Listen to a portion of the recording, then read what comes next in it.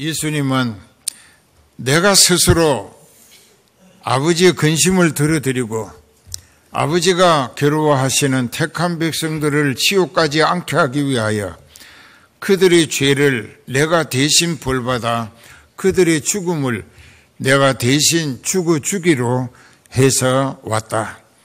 그래서 내가 대신 죽어주었다가 아버지께서 사흘 뒤에 다시 되살리심으로 영원한 생명, 신령한 몸으로 다시 살 것을 아버지께 약속받았다 하는 말씀을 하신 것입니다. 이 말씀을 들을 때 부활절이 지나는 과정에서 우리가 부활에 대한 많은 설교를 들었는데 그 교회 다니는 목적은 생명 부활에 참여하여 그리스도의 왕국에서 예수님과 함께 영원히 살기 위한 것입니다.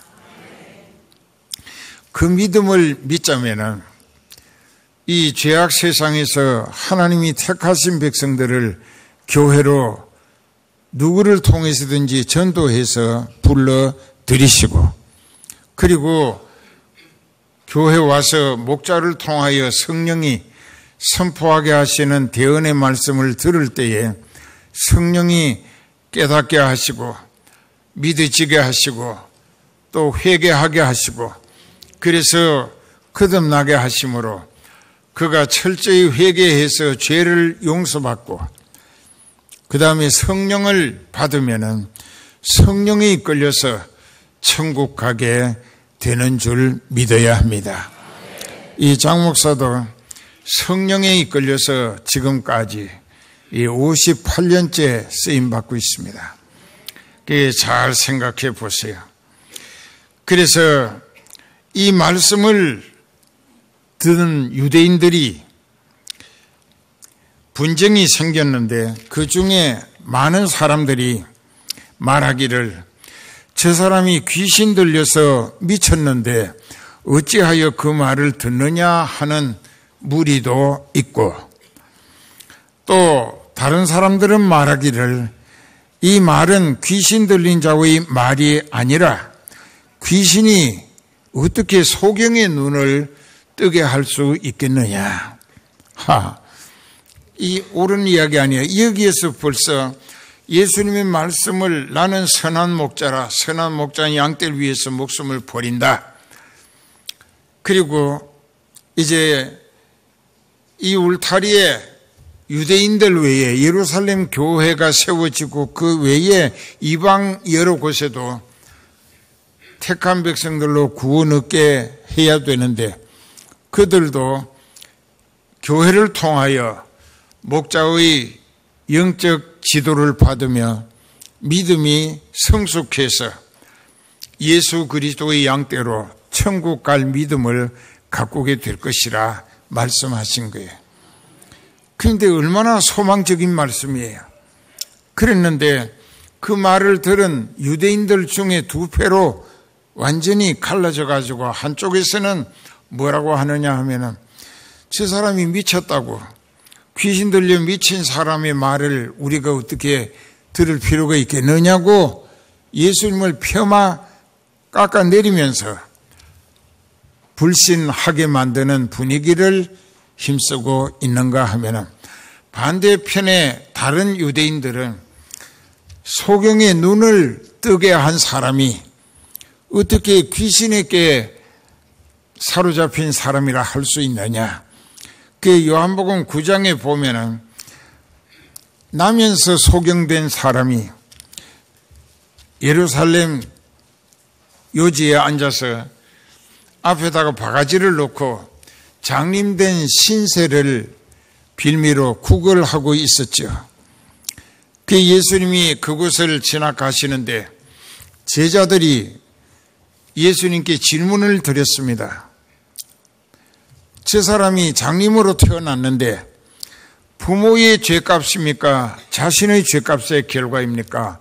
하고 물었을 때 예수님이 그 제자들에게 답변을 하시는데 이 사람이 소경으로 난 것은 부모의 죄값이나 자신의 죄값이 아니라 이 사람이 소경으로 나게 된 이 사실을 통하여 하나님이 하시는 일을 드러내 보이시기 위하여 이 사람이 소경으로 났다.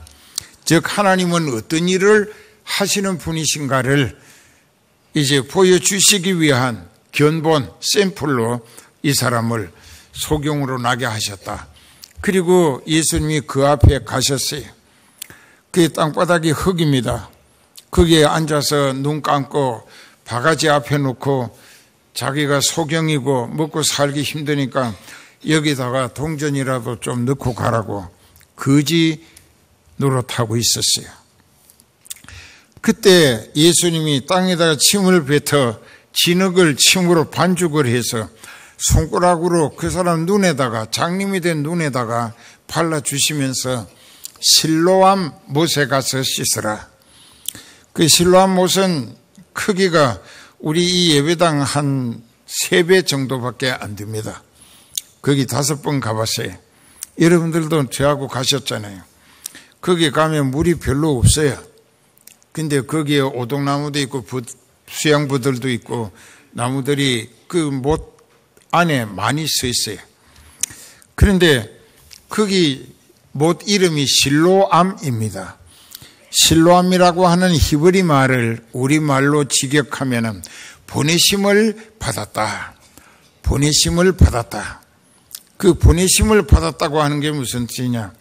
예수님의 뜻에 의한 예수님의 말씀에 그곳에 가서 그 못 물을 더듬어 찾아가지고 장님된 네 눈, 침 뱉어서 흙으로 반죽해가지고 네 눈을 발랐는데 그 못에 가서 네 눈을 그 못물 가지고 씻으면은 네 눈이 밝히 보여질 것이다. 그래서 왜 보내셨느냐? 눈 띄워주시려고 보내심을 받았다 이게. 그 사람은 장님으로 태어났기 때문에 한 번도 실로암 못에 가본 일이 없었을 거예요. 근데 깡통도 거기 두고 혹 가져갔는지도 몰라요. 거기서 실로암 못까지 가자면 한참 갑니다. 그 내리막도 있고 오르막도 있고 또 굽이 도는 데도 있고. 근데 길 양쪽에는 여러 가시나무도 있고 여러 나무가 있어요. 근데 지팽이 끝에 사람들이 이렇게 물어서 실로암을 찾아갑니다. 가다가 길이 움푹한 곳에 가서 엎어지기도 하고 또 일어나서 또 가다가 잘못 디뎌서 길가 나무 가지 가시에 얼굴이 찢어지기도 했을 거예요. 그러나 포기하지 않았어요. 눈 떠 세상 볼 수 있게 되는 것이 철천지 소원이기 때문에 그 예수님의 말씀은 복음이었습니다. 복음이야. 가스펠. 복음이기 때문에 그 말씀대로 보내신 곳에 가서 지시하신 대로 그 못물을 더듬어 찾아서 눈을 씻으면 밝히 보여지는 눈이 띄워질 것이다. 그게 복음이에요. 그 사람은 열심히 갔어요. 가다가 엎어지고 상처받고 또 살갗이 찢어지고 여러 모양으로 어려움이 있었지만 포기할 수 없는 것은 눈 뜨는 것이 한 맺힌 소원이기 때문에 갔어요. 가가지고 그곳에 가서 막대기로 두들겨 보니까 물소리가 철벅철벅 했겠죠. 얼마나 반가웠겠어요. 그래서 앉아서 더듬어서 그 못물을 찾아가지고 못물을 떠서 자기 눈을 예수님이 지시하신 대로 순종하는 말씀에 실천을 했습니다. 그리고 그 손바닥에 물을 떠서 양눈을 씻고 또 씻고 있을 때 눈이 갑자기 띄어진 거예요. 할렐루야. 요한복음 1장 42절에 보면은 베드로가 안드레를 통하여 예수님께 인도받아 왔을 때에 예수님이 베드로를 보시고 너는 요한의 아들 시몬이구나. 이제부터 네 이름을 게바라 할 것이다. 게바가 뭐냐? 게바가 피터, 영어로 PETR 해가지고 피터라고 하는데 우리말로 반석이라는 뜻입니다. 굉장히 넓은 바위돌, 그게 반석이에요. 그런데 그것은 무슨 뜻이냐? 네 믿음이 반석같이 되어 내가 너를 쓰게 되겠다는 뜻입니다. 그 믿음이 반석은 변함이 없습니다. 비가 오나 눈이 오나 바람이 부나 여름이나 겨울이나 절대로 반석은 변함이 없어요. 그런데 이제 이 예수님이 베드로에게 누가복음 5장 1절에서 11절까지 보면은 깊은 데로 가서 그물을 내려 고기를 잡으라. 우리가 밤이 새도록 고기 잡는다고 헛수고 했지만은 말씀에 순종하여 내가 그물을 내리겠다 하고 그물을 내렸더니 한 그물에 걸린 고기가 2배를 가득히 채웠다. 이렇게 된 것은 예수님의 말씀에 순종하면은 예수님이 책임지시는 기적을 경험할 수가 있다는 뜻이죠. 그리고 베드로가 나는 죄가 많기 때문에 선생님같이 거룩하신 분을 모실 자격이 없다고 나를 떠나소서 했을 때 이후로 네가 걱정할 일이 아니다. 내가 너로 사람 낚는 어부가 되게 하겠다. 즉 복음을 전하여 많은 영혼을 구원시키고 천국 들어가게 하는 역할을 하겠다. 즉 목자로 내가 너를 쓰겠다 하셨어요. 그랬는데 베드로가 예수님이 마지막 겟세마네 동산에서 기도하시다가 가룟 유다가 데리고 온 군병들에게 붙들려서 묶여가지고 끌려 대제사장 가야바의 뜰에 가서 고문과 신문을 받았습니다. 그때 베드로는 다른 제자는 다 도망갔는데 베드로만 멀찍이 따라가서 그 집 마당 한쪽 귀퉁이에 구경하고 있었어요. 어떻게 되나 궁금해서. 예수님은 얻어맞고 피투성이가 되시고 보재기를 머리에다 씌우고 이 갈대 막대기로 머리를 막 치면서 누가 너를 쳤는지 알아맞혀 보라고 얼굴에 침 뱉고 주먹질하고 있습니다. 그때 베드로는 그 새벽이 되니까 추워서 그 집의 하인들이 모닥불을 피우고 둘러앉아 쪼이는데 베드로도 거기 춥다고 예수님은 얻어맞고 계시는데 춥다고 다가가서 손을 펴고 불을 쬐니까 그 불빛에 비치는 모습으로 너도 저 예수 패거리라고 그와 함께 있는 걸 봤다 할 때에 네가 무슨 말을 하는지 나는 전혀 못 알아듣겠다고 했어요. 그리고 또 한 사람이 있다가 네가 네 말투가 갈릴리 사투리라.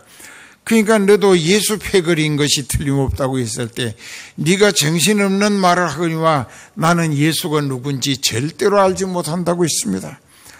그 집의 비자, 그 집의 여자 처녀 종살이하는 한 사람이 말했습니다. 네가 그 대제사장의 종 말고라고 하는 사람의 귀를 이렇게 단검으로 잘라서 귀가 이 땅에 떨어졌을 때 예수님이 그 귀 조각을 주셔서 다시 갖다 붙여주시면서 칼을 칼집에 꽂아라. 칼로 설치는 자는 칼로 망하는 법이다 하실 때 내가 거기서 너를 봤다 하니까는 이거 짜시다면 자기도 예수님처럼 얻어맞을까 봐 육신에 너무나 지나친 가치와 기대감을 가졌기 때문에 자기가 당할까 봐 예수님을 저주하고 욕하면서 나는 예수를 절대로 모른다고 했습니다. 예수님을 저주하며 욕했어요. 그리고 얼마 있다가 예수님이 묶인 채로 피투성이가 돼서 이제 다른 곳으로 끌려 나가실 때에 베드로가 얼른 뛰어나가서 그 집 대문간에 붙어서 가지고 예수님이 자기 앞으로 끌려오시는 것을 보다 눈이 마주쳤습니다. 예수님과 베드로의 눈이 마주쳤어요. 그때 그 예수님이 말씀은 안 하시지만 예수님이 그 전에 만찬석에서 하신 말씀이 마지막 저녁 나누던 장소에서 네가 오늘 밤 닭 울기 전에 3번 나를 부인할 것이다. 내가 옥에도 갇혀가고 주와 함께 죽을지언정 절대로 주님을 부인하지 않겠다고 아주 성질내며 장담했던 베드로가 예수님과 눈이 마주칠 때에 다구름 소리가 들렸습니다. 그래서 내 핸드폰엔 다구름 소리가 난다고. 정신 차리자고. 그래서 그 다구름 소리가 났을 때 예수님 말씀이 생각나서 아차, 오늘 저녁에 식사 자리에서 예수님이 다 굴기 전 네가 3번 나를 부인할 것이라 하신 말씀이 딱 들어맞았다. 이게 다구름 소리에 정신이 부쩍 들어서 그만 예수님을 볼 면목이 없어요.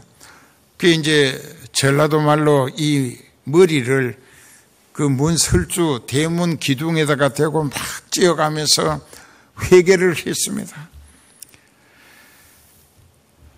자기가 예수님 저주하며 부인한 회개를 했어요. 그랬기 때문에 예수님이 3번 부인을 한 베드로에게 3번 반복해서 요한의 아들 시몬아, 많은 사람들보다 어떤 사람이 나를 사랑하는 것보다 네가 나를 더 사랑하느냐, 다른 사람보다 네가 나를 더 사랑하느냐고 물으셨던 거예요. 그 물으셨을 때 관념적인 지식에다가 대답을 합니다. 내가 주를 사랑하나이다. 주님 아시지 않습니까? 이것은 관념적 지식에 예수님이 나를 아시지 않는가고 했어요. 그때 예수님은 내 어린 양을 먹이라. 예, 어린 양이라고 하는 거, 이건 이제 여기 헬라어로 기록되기를 어린 양, 알리온이라고 합니다. 어린 양은 알리온이에요. 어린 양을 먹이라. 어린 양은 어떤 양을 말하느냐.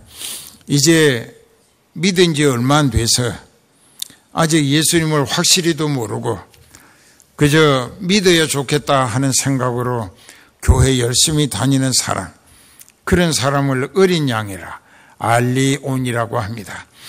그러니까 그런 사람들에게는 어떻게 되느냐. 베드로전서 2장 2절에 보면은 순전하고 신령한 말씀의 젖을 먹이라. 순전하고 신령한 말씀의 젖을 먹이라. 그게 어린 양은 자기가 자기 먹이를 장만할 줄도 모르고 스스로 찾아 먹을 줄도 몰라. 그러니까는 순전하고 신령한 하나님 말씀의 젖을 먹이는 것이 목자의 책임이다, 이게. 그런데 또 묻습니다. 요한의 아들 시몬아, 네가 나를 사랑하느냐 하고 물었어요. 여기에서 2번 15절과 16절에서 네가 나를 사랑하느냐 하는 그 사랑의 용어는 아가파오라고 했습니다. 헬라어로 아가파오. 아가파오란 말은 무슨 뜻이냐? 신적 사랑이라. 즉 하나님이 너에게 주신 사랑, 그 사랑을 네가 받은 대로 그 사랑 가지고 예수님을 사랑하느냐 하는 질문이었습니다. 알아듣겠습니까? 그러니까 이것을 아가파오라고 해서 신적 사랑, 즉 하나님의 사랑이라. 네가 하나님께 받은 사랑을 가지고 나를 누구보다 더 사랑할 수 있겠느냐 물으신 거예요. 그러니까는 또 관념적 지식에다가 호소하는 대답을 합니다. 여기 보면 그랬습니다. 뭐라고 했느냐? 그 16절에 보면은 요한의 아들 시몬아, 네가 나를 사랑하느냐 하시니 가로되 주여 그러하외다. 내가 주를 사랑하는 줄 주께서 아시나이다. 이 15절 16절에 두 번째 네가 나를 사랑하느냐 하셨을 때 베드로의 대답은 관념적 지식에 호소하는 대답이었습니다. 아시지 않느냐고. 내가 주를 사랑하는 줄 아시지 않습니까? 이게 관념적 지식에 호소하는 것이고, 그 다음에 17절은 다릅니다. 그 17절에 보면은 3번째 가라사대 요한의 아들 시몬아, 네가 나를 사랑하느냐 하시니 주께서 세 번째 네가 나를 사랑하느냐 하심으로 베드로가 근심되어 가로되 주여 모든 것을 아시오니 내가 주를 사랑하는 줄 주께서 아시나이다. 이렇게 했어요. 모든 것을 아시오니 이것은 체험적 지식에 호소하는 것입니다. 체험적 지식은 뭐냐? 겪어본 지식대로 하는 뜻입니다. 내가 어떻게 예수님을 믿는가는 예수님이 겪어보셔서 내가 어떻게 믿는가를 잘 아시지 않습니까? 체험적 지식이라 그럽니다. 겪어본 대로 제가 예수님 진짜 믿는 거 아시지 않습니까? 얼마나 주님을 사랑하는가 아시지 않습니까? 그랬어요. 그랬는데 그때 예수님이 첫 번째 네가 누구보다 나를 더 사랑하느냐 하셨을 때에 그때에 그러하외다 내가 주를 사랑하나이다 했다고요. 관념적 지식에 예수님 질문에 대한 대답을 드린 거예요. 그랬는데 그때 예수님의 결론은 내 어린 양을 먹이라. 알리온이라고 했죠. 어린 양. 교회 안에는 어린 양이 있고 또 이제 프로바톤이라고 하는데 헬라어로 프로바톤이라고 그래. 그 프로바톤이라고 하는 것은 장성한 양을 말합니다. 다 자란 양. 그 아까 알리온이라고 하는 것은 어린 양이고 이 프로바톤이라고 하는 것은 다 자란 양을 말하는 거예요. 그러니까 여기 두 번째 질문에 대한 관념적 지식에 호소한 대답, 내가 주를 사랑하는 줄 주님 아시지 않습니까? 했을 때 내 양을 치라. 처음에는 내 어린 양을 먹이라. 그 두 번째는 내 양을 치라. 그리고 세 번째는 어떻게 했느냐? 프로바톤, 그 성장한 양 때까지 하나라 들어갈 자격 갖추게 목회를 잘하라. 그럼 목자를 세우시는 이가 누구예요? 예수님이잖아요. 교회의 주인 되시고 머리 되신 예수님이에요. 예수님이 목자장이시고 양떼의 주인이시다 이게. 그 여러분들이 뭐 1부, 2부, 3부 성흥교회 다니는 모든 분들이 장목사의 양떼가 아니야. 예수님의 양이야. 그저 이 장목사는 세퍼드라고 하는 목자일 뿐이에요. 그러니까 예수님의 양떼를 예수님이 맡기실 때에 베드로에게도 3번이나 누구보다 예수님을 더 사랑하느냐고 예수님을 향한 그 사람의 사랑을 확인하신 다음에 자기 양떼를 어린 양떼를 먹이라. 내 양떼를 치라. 그리고 성장한 양떼도 네가 믿음으로 영적인 성숙을 통하여 천국 들어갈 자격을 갖추어 주는 목자의 책임을 다하라. 예수님께서 목자를 통하여 일러주시는 방향으로 가지 아니하고 하라시는 일을 하지 아니하고 하지 말라고 하셨는데 열심히 해가면서 이 그릇된 길을 잘못 가고 있다 이게. 그 양떼를 그 목자에게 치리하라는 거예요. 벌주라 그 말이에요. 하나님이 목자를 세우시고 목자에게 어린 양을 먹이라 하셨어요. 그리고 그 양떼가 가서 안 될 길로 그 예수님이 목자를 통하여 지시하시는 방향으로 순종해서 따라가지 아니하고 자기 욕심과 성질을 따라서 옆길로 빠지게 될 때에 그 양을 치리하라 이게. 다스릴 치자에. 그 어떻게 다스리냐? 그 양떼로 하여금 다시 이 본 길로 돌아와서 다른 양떼들과 함께 천국을 향하여 성령에 이끌려 가도록 만들어라 그 말씀이에요.